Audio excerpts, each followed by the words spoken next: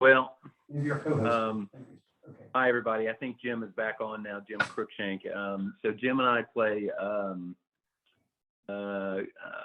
collaborative roles. I guess technically, Tammy, correct me if I'm wrong. I'm incoming as the district treasurer. Treasurer, I'm sorry. Yes, you're right.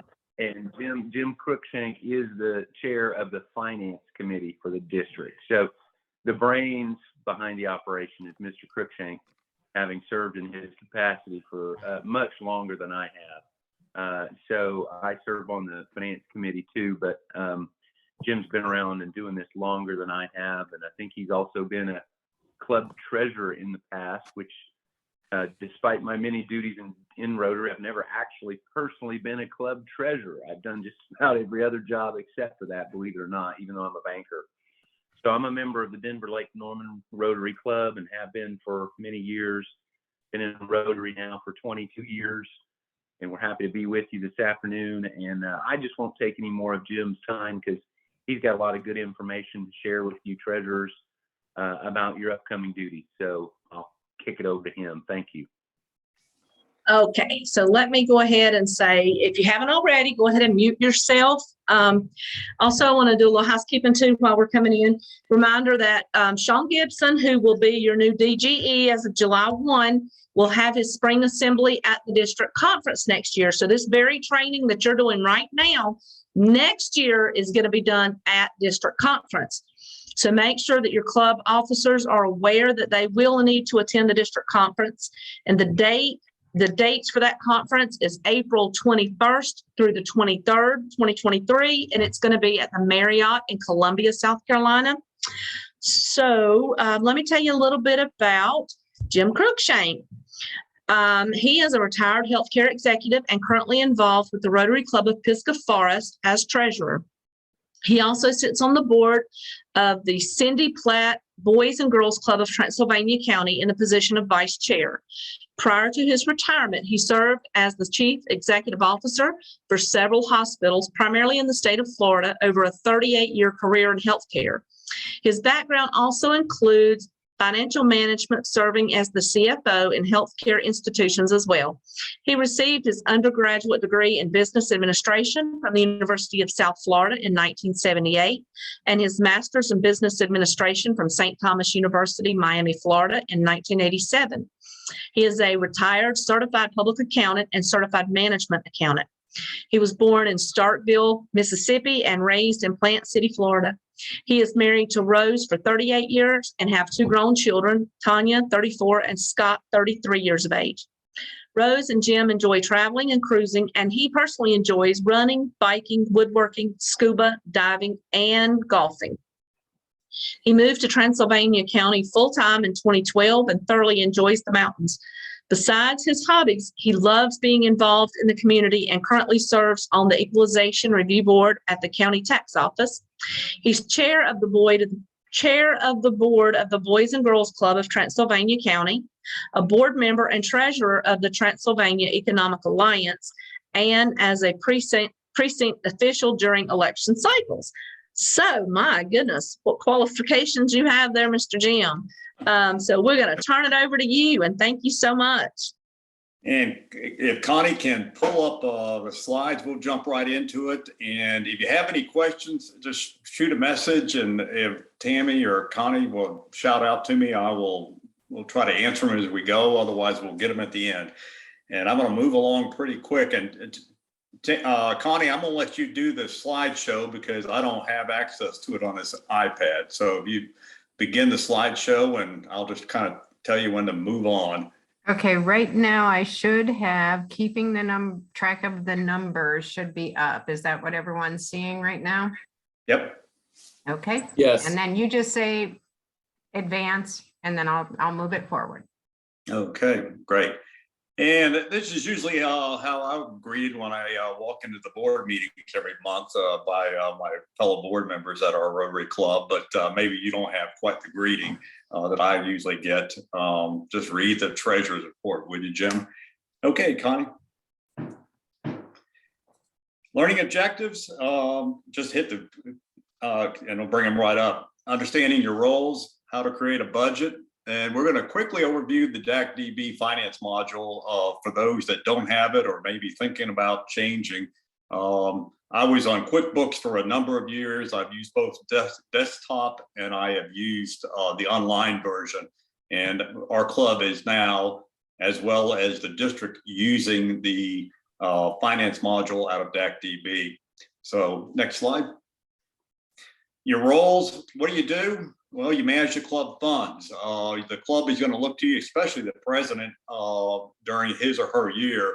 They're going to look to you as to what's going on with their club funds, and hopefully they'll have room for you to report every month at the or however frequent you do meet as far as a board.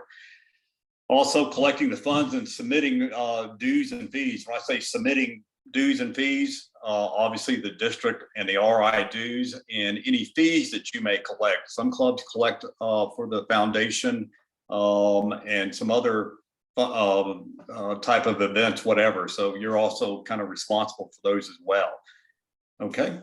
Review and pay your club's invoices. Like I said, any invoices you get, your members will submit for reimbursement. You'll have other, obviously, invoices coming in for various and sundry reasons. So just be able to review those and pay those. And when you review them, make sure you feel good about it. And usually I have a club president or whatever area of focus chairperson sign off on them. And then report on your club's finances, usually on a monthly basis. If you have fundraisers, the club may ask you to kind of give a state of the affairs of that event. Go ahead, Connie. Work with I mentioned earlier, the Rotary Foundation, both the district and the RI. If you got a district grant going on, or you're, like I said earlier, collecting monies for the foundation or Polio Plus, remitting those to Chicago on a timely basis. And obviously, it's not as much of an impact as in the past, but if you've collected foundation monies close to year end, obviously you want to get those up to Chicago so that information gets reported and the members get notice of that before year end tax filings. Okay. And if you're curious to kind of learn more about the role of treasurer, here's an easy link, and it does have a lot of good information there as well. DAC-DB in the finance module has a lot of good information too, as to how the finance module works within DAC-DB. Go ahead, Connie. Responsibilities, obviously preparing a budget. I try to put these in chronological order. So when you're coming in a new year, hopefully the outgoing treasurer has done this for you. But if not, or if you're taking over, I start looking at this every year in January and February, trying to put it together. So March, April, at a board meeting, all the different officers and the committee chairs can look at that. And then usually by May or June, I like to have it approved and ready to go. So either through QuickBooks or through DAC-DB finance module, both of them are pretty similar. You can budget by month or budget for the whole year. Some of you folks as presidents have probably saw the district budget where it's just basically for the whole year, because the timing is usually not consistent enough for us to budget by month. But I can tell you on a local level at our club, I try to, if I know, like we have the South Carolina's big bike ride fundraiser in April, I pretty much budget that out from January all the way through April as far as when I think the timing is going to hit. And as I mentioned earlier, collecting and paying dues, that's just routine. And usually the collecting can sometimes be a challenge, but work with your president. If you got somebody falling behind on dues, don't wait more than 30 days to 45 days. Get that to your president, your board, so you can reach back out whatever direction that the president wants to take. Don't let it go out there 6 months, because then all of a sudden you'll have a member say, well, I'm resigning, and all of a sudden you're holding 6 months of dues that you probably won't collect. So pretty obvious, but obviously tracking the flow of funds in and out of your club, whether you use QuickBooks or you use DAC-DB, timely process that flow of funds in and out of your club. I have had the experience with some clubs that, 2 or 3 months will go right. Okay, I'm going to go back and put all those checks in. I'm going to go back and reconcile the bank account. It gets to be pretty unruly when you wait that long. So my probably key advice, stay on top of it. take an hour a week and just say, hey, I'm going to, get this stuff in, make sure I've got everything balanced, and I've recognized all the expenses and booked all the income. Go ahead. And again, I mentioned earlier, absolutely, make sure your president gives you a few minutes just to share what's going on as far as your finances. Go ahead, Connie. And like I said, both financial and delinquent, both the financial reporting and delinquent member accounts. It's just good for the club to stay on top of that as far as any delinquent accounts. Go ahead, Connie. I try to, as best as I can. I know some of you folks are already treasurers. It makes it a whole lot easier if you just if you can sit down for a few minutes after the meeting, put your deposit together, drop it off at the bank, and that way it's out of the way and you've got the money timely being put in the bank. I get real concerned when a week or two goes by and I see somebody depositing money for a club. It's like, if you can put it in the same day, it's just better accounting for everything. Preparing and generating checks to vendors. Again, both QuickBooks and DAC-DB has this function. A lot of clubs still just manually write checks, and there's nothing wrong with that. It does add another step to the process where if you've got checks that are already set up for your club, either through DAC-DB or through QuickBooks, you can quickly print that check and know it's pretty accurate. Sign it and get it in the mail, or if you have somebody else that's responsible for signing. On the district level, I generate all those requests, and Sean and then Jim Perry coming in the next year, they actually print the check and sign it. So we have that little bit of control.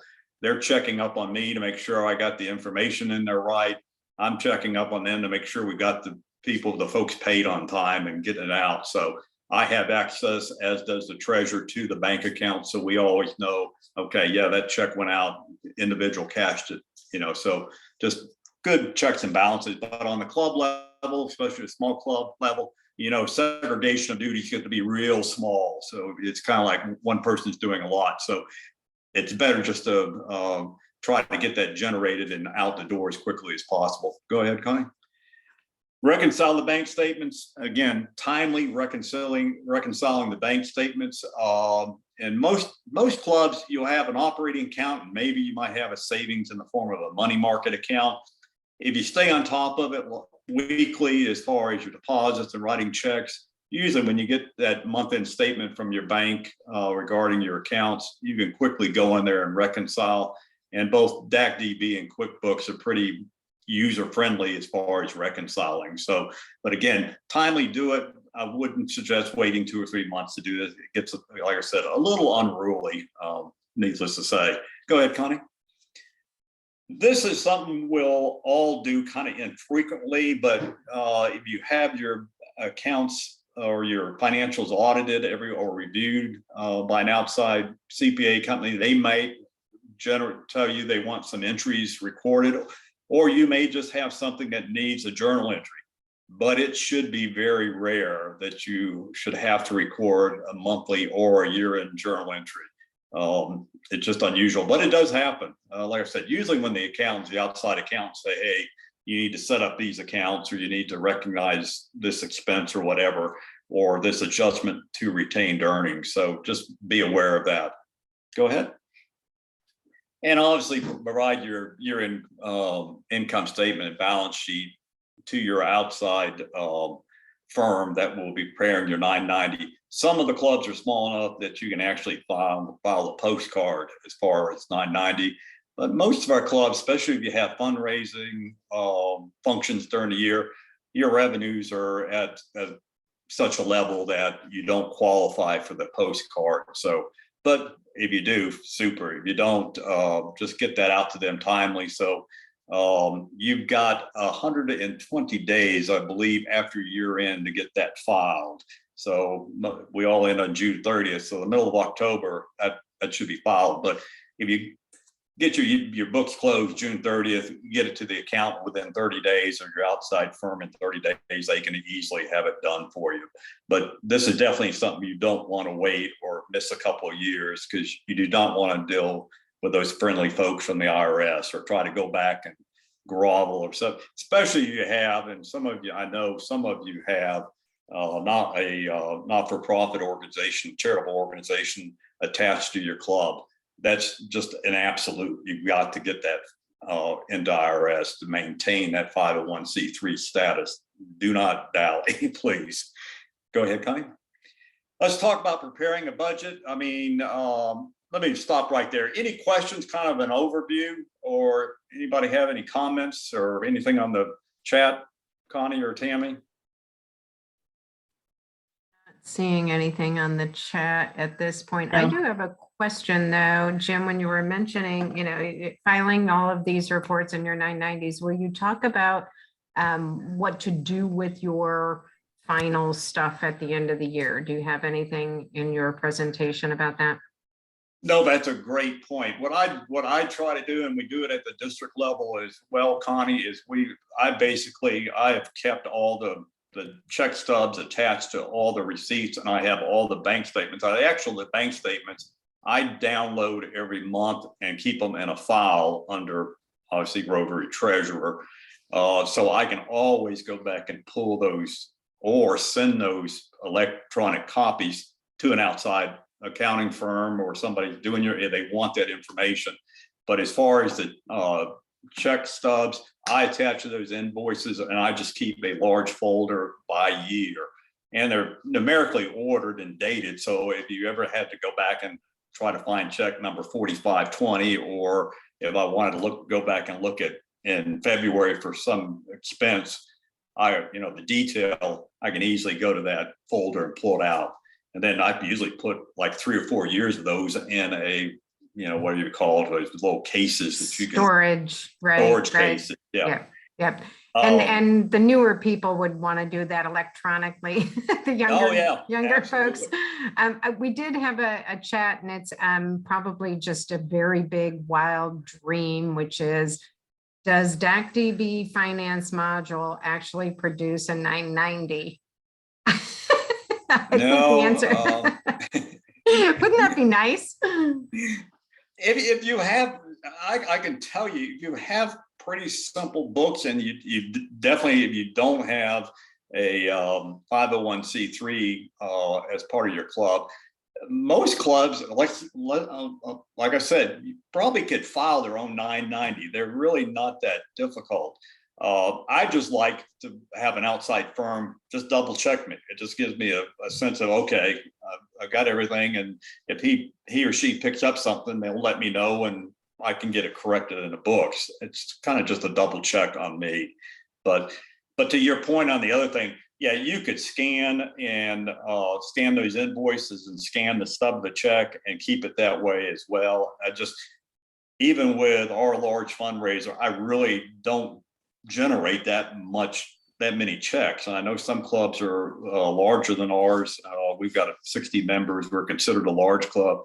There's quite a few that are small to medium size. You're not going to generate that amount of paperwork. So whatever is easiest for you. Whatever you do, though, keep it for 7 years. They will tell you that's what you need it for, even though IRS only goes back 3 years from the date of the filing for just good record keeping, and they can go back as much as 7 years if they were to suspect fraud or something like that. But God forbid we ever get in that situation. But good, it's just good standard business practice to keep those things for 7 years. And keeping them in a place that others can access. If something were to happen to, say, you, Jim, as treasurer for your club, who can access it if it's in your physical home? We just have to be aware of that transition. Right. The DACDB, you can save some records, but I don't know if you can upload those copies of the checks, and that might be something to check into, just so that you're not having to give the big folder of stuff at the end of when you're no longer the treasurer handing it over, just thinking of more streamlined transitions. Absolutely. I mean, I basically at this point, I have just a case I can hand to somebody and I can copy all the files over and it's done. But again, if you're a larger club, yeah, you'd probably want to back that stuff up on digitally, and that way you could just give them a thumb drive and everything would be there. but it's just, and again, that's one of those things I would encourage you, if you're going to do that, do it on a weekly, monthly basis. If you want to get through the month, then store all that information and do it. I would not wait for the year end to go back and do that. Otherwise, it'll be somewhat of a large, timely undertaking. Okay. Let's talk a little bit about budgeting. There's basically three ways you can kind of look at budgeting. The first one is already pulled up, kind of a historical perspective base. And that's what a lot of us do. We go in and say, okay, what did the budget look like for last year? What did we do last year? And, is that pretty relevant to the year coming? And that's kind of how most of us budget. Then some of us go back and say, hey, let's just, especially if you're a new treasurer, it may be worthwhile to really stop and look at every line item and say, okay, does it make sense? And you go to the next bullet there, Connie. Is it pulling up or? Hold on, it's there you go. But what a lot of clubs will do, and me especially, I'll do kind of a hybrid. Go ahead and hit the next button. I'll do a little bit of both. Some areas I may just start all over again and sit down with that committee chair and say, hey, especially if it's a new committee chair, what do you see happening in the next year? And put it in a simple, very, easy to understand. Basically, a budget is nothing more than a P&L for the upcoming year. And it's a guideline. As I tell every president that comes in, the budget is only as good as the amount of cash we have in the bank. Just because it's there doesn't mean we're going to get to spend it. And just because it's there in the revenue section, we may not earn it. I'm sure all of you dealt, especially if you had fundraisers in 20 and 21, it was like, wow, I had $100,000 budget in revenue for an assault on the Carolinas that never happened.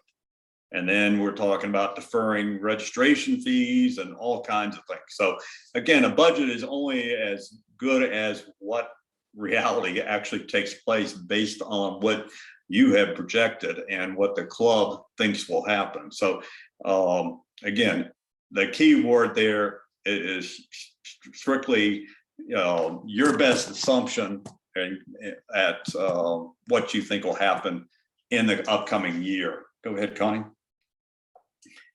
And this kind of puts it all in perspective.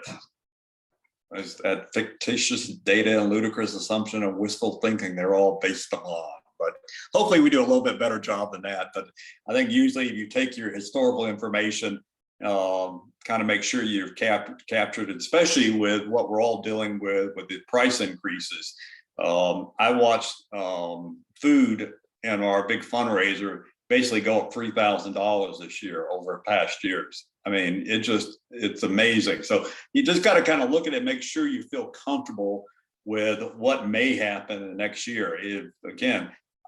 If you're having meals at for lunch or breakfast for your club meetings, you may want to touch base with whoever's supplying the food. They may be reaching out for a little bit of an increase as we move further into this. Go ahead, Connie.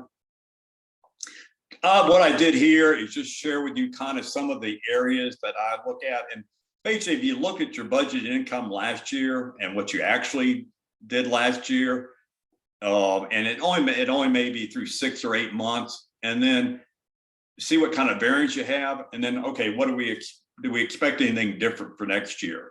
And these are kind of the key areas over in that left column. The membership dues, admission fees, and when I say admission fees, that's induction fees that you charge for new members coming in for orientation and such. And then if you have obviously guests, and it's listed as income from visitors, but guests. And one thing I will share with you, and I'll say it over and over again, even on their financials, try to stay away from titles that say other income or miscellaneous income or miscellaneous expense, because all of a sudden things just seem to all start drifting to that bucket. Take the time, if you got something and it's going to be kind of a reoccurring annual item, go ahead and take the time to set that expense or that income line item up. That way, when you go back and look, hopefully the following year, when you're doing the budget again, you can quickly go in and look at that and say, hey, that's what we really spent for that service, or that's the actual income we actually generated for that line item, instead of trying to decipher what in the heck all that was in miscellaneous or other.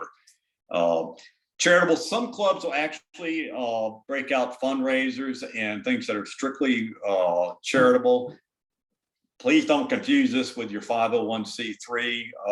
This is just your fundraising that you will be doing, that you will, at the end result, will be either sharing those funds, right, that net income of that fundraiser with, you know, some not-for-profit or something like that. And while I mention that, I would strongly encourage you, if you've got a 501c3, keep those that accounting separate from your club accounting. Like in DAC-DB, you can get another module, finance module, on top of what you already have for your 501c3, and I think it's $90 a year. And trust me, it is well worth your investment. Well worth your investment. I know if you're using QuickBooks, it gets a little more expensive to add another module, but DAC-DB is relevant. I mean, and another nice thing about DAC-DB, if you have a satellite club and you want to keep their books separate, there's no fee for that on DAC-DB. So you can set up your satellite club or your impact club or whatever on a separate set of books within DAC-DB. And one disclaimer, I do not get a commission from DAC-DB, just so everybody knows. Go ahead, down, Connie. Some of the expenses, and what I like doing, and it's strictly up to you, I like to put all the club expenses in one area on my income statement or my budget, and then break down the avenues of service. So that way, if community's doing their thing and they've got some expenses, and then if international is doing something, it's just easier, especially we do a lot with the youth. So we try to keep a separate, we just break these down into separate areas, both on the budget and on the income statement. So you can easily go to those various avenues of service, and then keeping the club, like these expenses you're looking at, strictly that are generic to the club. So going down, Connie, there's some more. Again, all club expenses that you'll probably see throughout your course of being a treasurer. And I actually set up accounting supplies as a separate, and keep that separate from club supplies, because you get into buying checks and these other things. It's just good to let your president and your board know, hey, this is what it's costing us. And then if they, start getting a little excited, you can say, hey, you can go out and price an outside party doing our accounting, and all of a sudden they'll say, oh, no, you go ahead and keep them supplies right there. Go ahead. And then some of the other miscellaneous things that would call under club. And then here's this other operational, please, if you can, try not to get into anything other operational. Go ahead, Connie. And then again, more associated with the club itself, and all the training and whatever, I again try to keep under the club designated area.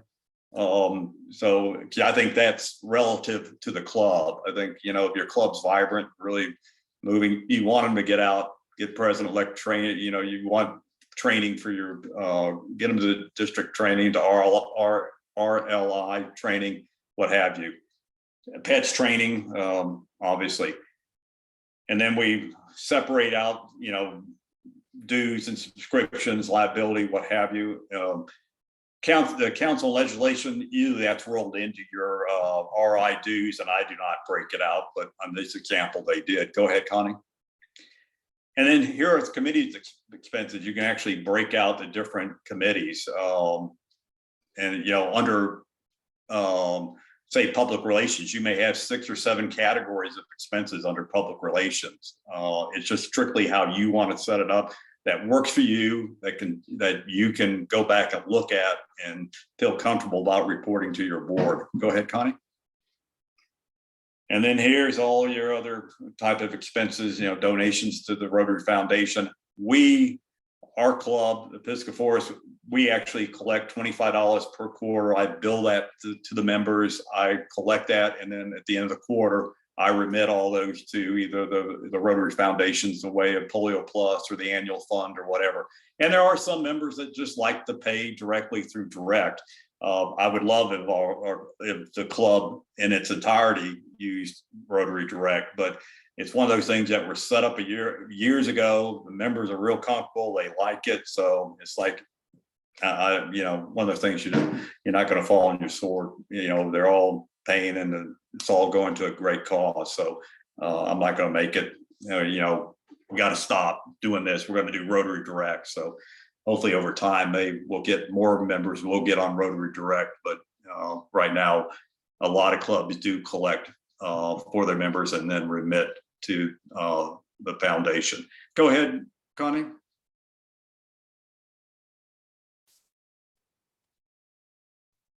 Did it not work? No, it's still. Okay, let's see. That's like a cue. It tells me I'm talking too much. Any questions on budgeting before I go into any questions on budgeting?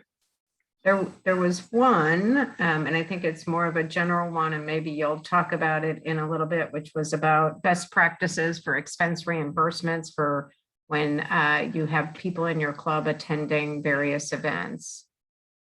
What I do, and I think it's a good practice. It doesn't happen 100% of the time, but when a individual wants to submit a receipt for reimbursement, we have a form that they fill out. And I'm sure some of you may have seen it through PETS training, whatever, something similar to that, where you're basically filling out a request to get reimbursed, what it's for, when it happened, how much you're requesting, and any documentation for that training or whatever that expense is for attached in that way.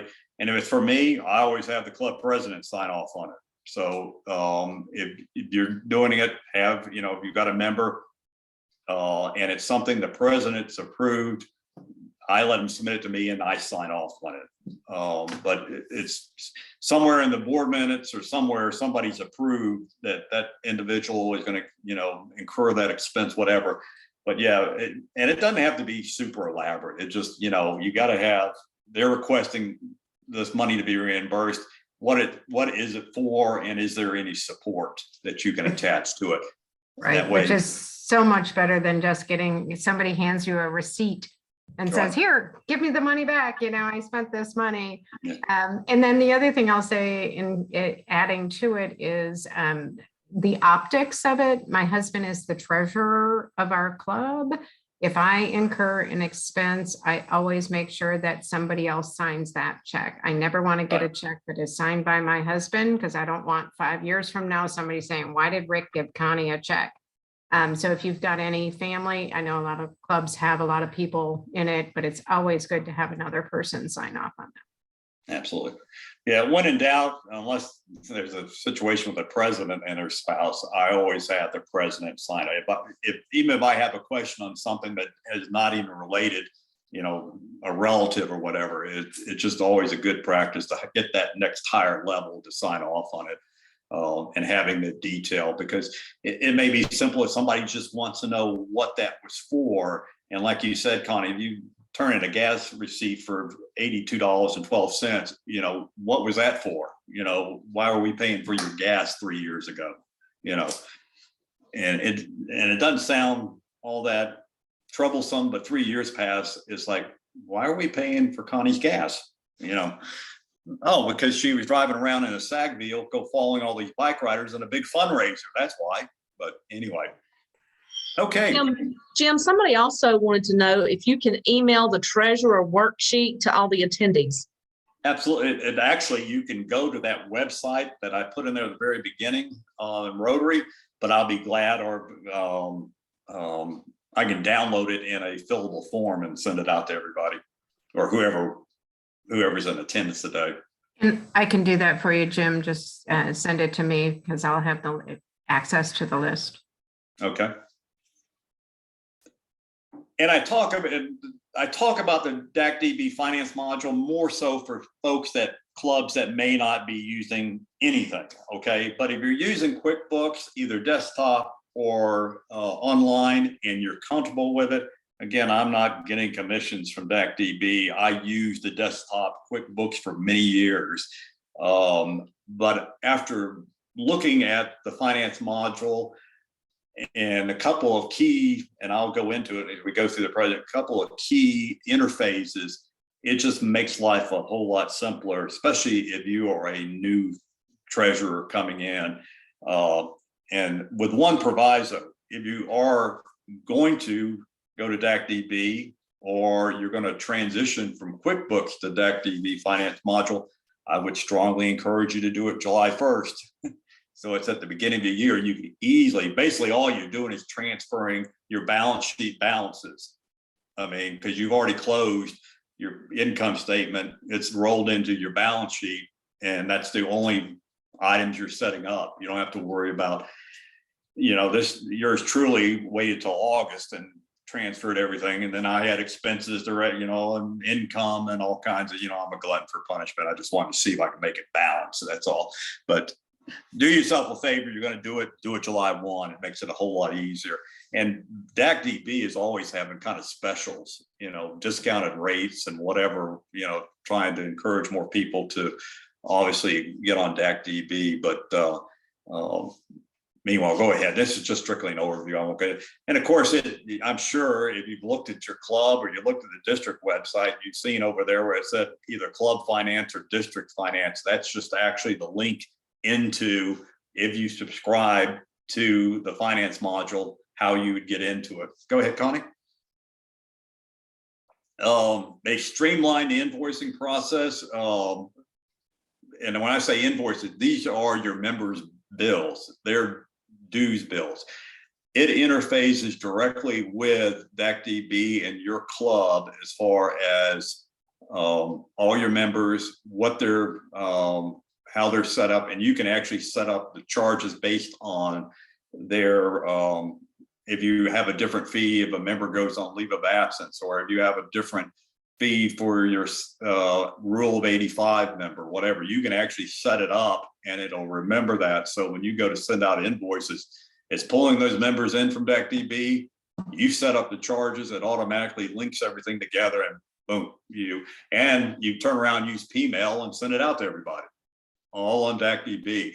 The only, when I talked earlier, the thing I like the most about this, I think if you've used QuickBooks, you get a new member, you got to go in there, you got to add that new member. If somebody's left, hopefully you remember to delete them. You got to keep i.e. you're just going back and forth, making sure that information is up to date as far as your members. Whereas this, somebody's terminated, they're terminated, they're gone. You don't have to worry about invoicing next quarter. So go ahead, Con.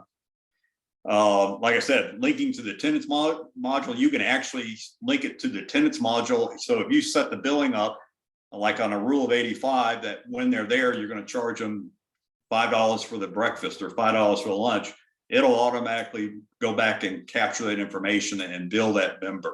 Go ahead, Connie. Yes. Jim, the attendance module was going dark June 30th. It will no longer be there. Well, then it won't. And I'll be honest, I don't use it right now because we just bill once a quarter. And if you don't show up for a meeting, you still pay for the meal. But, we just, the only difference is a rule of 85 member. If they show up, they just pay the cashier, the sergeant at arms when they walk in. So it's not a big deal. I like the fact that the members, that database is there that interfaces with the finance module. So a member changes status or the member terminates or you got a new member, it's there. You don't have to, because I can tell you using QuickBooks, there are times, not often, I would just forget that we had a new member and I wouldn't invoice them for like a month. Go ahead, Connie. You can set it up to take credit card payments you want to. The only disclaimer here, like with any credit card payments, there is a fee. And you can, if you're going to take credit card payments, I would probably encourage you to go through PayPal and have it set up as a payment to family member. That way they pay the service fee, not the club. Because after a while, you get a lot of members paying with credit cards, those service fees add up. And to me, this is just Jim speaking from a personal belief, the rest of the club who's paying you cash or check or whatever is subsidizing the folks that are paying you via credit card, and you're incurring that fee. So just be aware of that. But you can do that on DAC-DB, take it through credit cards. I know, like from the district, we do for the big district conference and whatever, but that's just, we try to factor that cost in when we're setting up the fees. So that's the other thing. The other thing you can do is a member set your fees up. That if you want to use a credit card, it's going to be a little more. So that's exactly what Madison County does. We charge a little service charge because it's not fair to the rest of us that still know how to write a check. Yeah. I mean, I keep sharing with my members, go into your bill pay and set it up quarterly and put the amount in. And you don't even have to think about it. But anyway, like I mentioned earlier, you can customize all your different fees, your mills.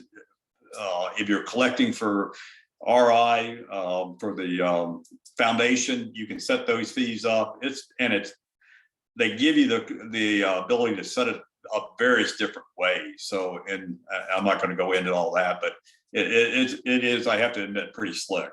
Go ahead, Connie. And I mentioned this, so go ahead. I mean, it's just, it does track all the invoice statements to members. I mean, it records it all, emails it out. Go ahead. The budgets you can define for each fiscal year, like I said, and it automatically interfaces into your monthly financials. Another disclaimer, and I've already filed a request with DAC-DB, the only thing that you can't do is compare current year to prior year as far as the actual. That's the only thing I've got a beef about, and I've already filed a work request with DAC-DB. You can actually download all these different reports via Excel, and then you can tinker around with it and get what you want. But if you have a system, I'd much rather the system do it for us. So that's in the process. Go ahead. It'll reconcile, and this is about as easy as it gets. You go in there and it basically shows all the checks, shows all the deposits. You just click off the ones that are on the bank statement, you get done. If there's any interest income or bank charges, make sure you've got those recorded and you're reconciled. Go ahead.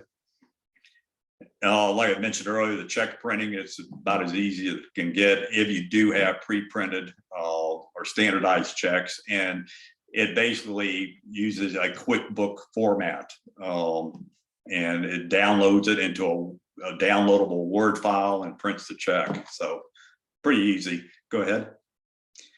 Like I mentioned earlier, there's a lot of reports. The only one, don't have that prior year report, which I'm, like I said, trying to get them to set up, but all the other reports are very easy. You can do monthly reports, year-to-date reports. And like I said, example, I've talked about our assault. I actually have that as a separate area on our income statement and balance income statement. And as far as revenues and expenses, I can download to Excel, that's income statement, basically wipe out the other areas except for the assault income and all the assault expenses. And I've got a report to give the board of how we did it on our fundraiser. Pretty easy. The biggest difference I think you'll see between DAC-DB and QuickBooks is QuickBooks uses classes, and I'm sure those that are using it know what I'm talking about, where DAC-DB, you can break it down by area. So it's easy to pull it apart. But if you got a satellite club or a 501c3, I would tell you to get an additional module. It's not expensive, and guarantee if your 501c doing well and they're raising money, $90 is a very low expense to keep track of all that. I'll just help set one up for another club here in our district, and I think even he found out it was extremely easy to do and to keep track of things. He was using a Word file to keep track of all that. And I can't imagine, but it worked for him for years. So but I think once he found out and started looking at this and got involved, he said, man, this is great. So anyway, but even QuickBooks would have helped him in that. Go ahead, Connie. like I said, you can pull up details on the general ledger or general journal. Some outside accounting firms, they like to have a general ledger to look at instead of, along with the balance sheet and the income statement, but it's there if you need it. I very seldom look at these because, again, it's just, you got so much information on the income statement that you can quickly look at and pull up. Go ahead, Connie. Quick summary of your P&L and accounts. I love the accounts receivable aging. And for those that have a fundraiser, you can actually set your sponsors up as members, as what they call Friends of Rotary, as that type of a member, and they're not counted against anything. You won't get a bill from RI on dues for them or anything else, but you can set those sponsors up, and then you can actually invoice them. If they said, hey, I'm going to give you $1,000 sponsor for your fundraiser, you can invoice them, and it keeps track of it. So if a month goes by and you still haven't gotten that $1,000 donation, you can send them a statement or give them a buzz. So it's a nice way to keep track of sponsors. And I mean, I can tell you, for our bike ride, we have over 40 sponsors. So it's a whole lot easier just to send those invoices. And most of them want a copy anyway. Hey, I'll be glad to give you, but you need to send me an invoice. So boom. And again, it gets P-mailed out. Chart of accounts, go ahead, Connie. When you subscribe to DACDB, it automatically comes with basically a simple and I would say a little less than simple chart of accounts. And I mean, I can tell you, when I set mine up, I probably deleted half of what they gave me and added all the ones I wanted, and not a big deal to do. It's just a matter of when you start thinking about, okay, how do I want to set up my income statement or my balance sheet to keep track of these different things, and just go through, and there's a systematic order as far as, okay, from 6,100 to 6,150 is going to be, all my grants or something. You just kind of think about how you want to set it up, but it's probably very similar to what you're doing currently. Go ahead. And like I mentioned earlier, you can export all this information to Word, to Excel, what have you. You need to provide the information to somebody else, or download it on a stick, or transmit it electronically. Go ahead. Importing, you can import stuff from QuickBooks initially, or if there's something special you're trying to do, but I would think over a short period of time that probably wouldn't be that big of a feature. Initially it might be, but after a period of time, it would probably you'd probably less and less reason to be importing something. Got very good security. You got to be a level 4 or higher, and trust me, as treasurer, you will be a level 4 or higher. So it's no problem at all. You can grant access to other members to look. Like, I give the club president the ability to go out and look at anything he wants to, print any report, but obviously you can't go in there and make journal entries or book deposits or anything like that. So, and you can grant that to a number of people. Go ahead. There you go. If you want to go, just go to DACDB, and one more slide. And that's what they said to me the first time I walked in the board meeting. But it was a treasurer, not a CFO. Questions? Okay. All right, I've taken myself off of mute, and I see Sebastian has a question. Go ahead. Yeah, so 2 questions. First of all, can you import prior years from QuickBooks to DACDB, or just current data? Can you bring in, the last 3 or 4 years? I believe you can import just about anything. My understanding, like I said, I did not use it at all, because it was just easier to load in the little bit of information I had initially. But I'm sure, and it's something, a great question, Sebastian, that just triggered. DACDB has great support. The people that you will be on the phone with if you have a question, are people that are sitting in your seat, that have sat in your seat, that have done that and worked with DACDB for years. So if you have any questions, you can get them. That you can either email them or call them, what have you. They've got a great support team, but they're literally Rotary members. They're not, somebody from, California, working at QuickBooks, Into it, right? into it. Yeah, into it. Okay. What was your other question? Yeah, so you mentioned that online resource for treasurer training. Could you just send that to us after the meeting so Sure. we all have access to that? Thank you. Absolutely. Okay, and Tammy just posted that we have 10 minutes left in this session. And I see that our the presenter for the next session, Billy Black, has just joined us. So we will have other people starting to join, but we have some time for some more questions. Other questions? How many of you are new and going to be okay, all right. We got a couple that have not been a treasurer yet, or maybe a treasurer somewhere else, and this is the first time in Rotary. Okay, all right. And Connie, let me add that, me? yeah, Jim and I are here, that if you have questions as a new treasurer, feel free to reach out to us either via email or a phone. Again, I really see us as a resource, as well as, besides keeping the books for the district, we're also a resource to treasurers and other members in the district. So if you have a particular question, I'm sorry, Jim, I stepped all over you. What were you about to say? No, that's okay. Why don't you just speak to them? Because I know Sean reinforced with me how important, critical it is to keep your roster clean and up to date for the billing, so that you're not overbilled for folks that are no longer around. If you would cover that, and then also, if you would, just distinguish again for our brand new treasurers that they're going to get 2 separate bills from Rotary, one from the district per capita and one from RI per capita, and they are separate and they are both due sent in properly. So if you cover that quickly, that'd help. Yeah, the key first to your first point, Jim, please have your secretary keep up, if that's the individual in your club, keep membership as current as possible. And I can tell you, Jim, you and treasurers, you will have access to go in and obviously look at your club members, see what their status is in DAC-DB. I always, at the beginning of every quarter, I just happen to glance at that just to make sure, hey, I know so-and-so left the club last month, or hey, I know we just inducted these 2 members. Where are they? And it doesn't happen, but infrequently that something gets missed, but it's key to just kind of glance at that and make sure something doesn't jump off the page at you.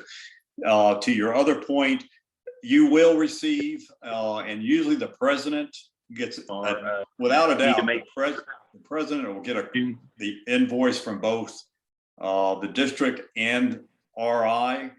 Hopefully you as the treasurer will be copied as well. Sometimes the secretary gets on there and not the treasurer.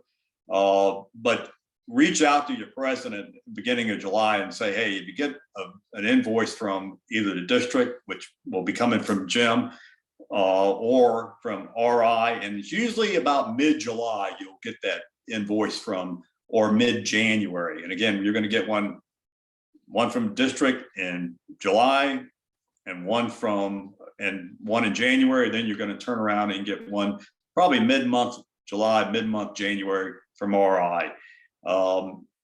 Key thing is to make sure, like Jim also mentioned, make sure that roster clean going into July, that your roster is clean. If you got members that haven't been to a meeting in 3 months, somebody needs to get on the phone with them, secretary, in the middle of December and say, hey, are you planning to stay a member or whatever? Because if they're not, you want to get them off the roster. Otherwise, Jim's going to bill you $22.50 for that member, and RI is going to bill you about $42 for that member. So right, get that roster. And Sean and Jim probably have a little bit more leeway, but we don't have much. And the RI, they just won't, forget it. They're gonna send you a bill and that's it.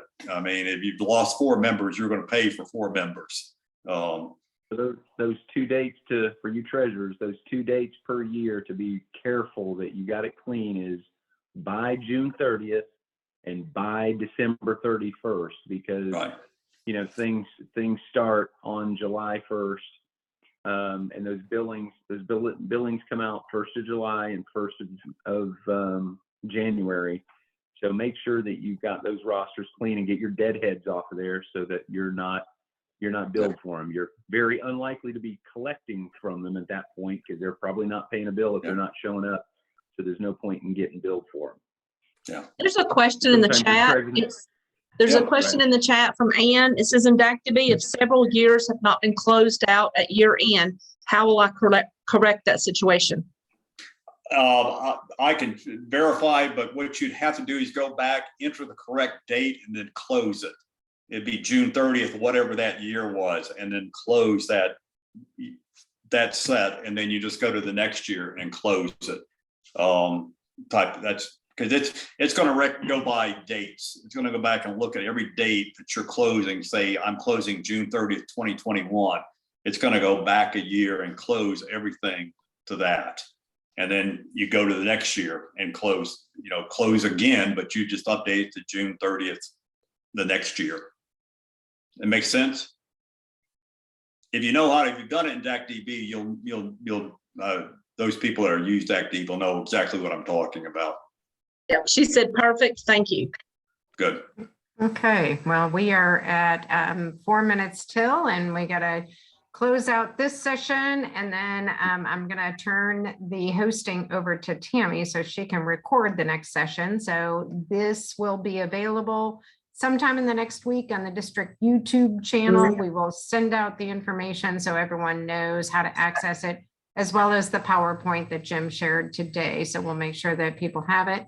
And then the request for that, that form, we'll make sure you've got that as well. So Jim, glad that Jim Perry, you're feeling better. Yeah. Jim Cruickshank, thank you so much. This was excellent. And we really appreciate all your hard work on getting it put Thank you together. so much. Thank You're you, thank welcome. you, thank you so much. And again, to everybody, please reach out to me if you have questions. Don't be bashful. That's what we're here for.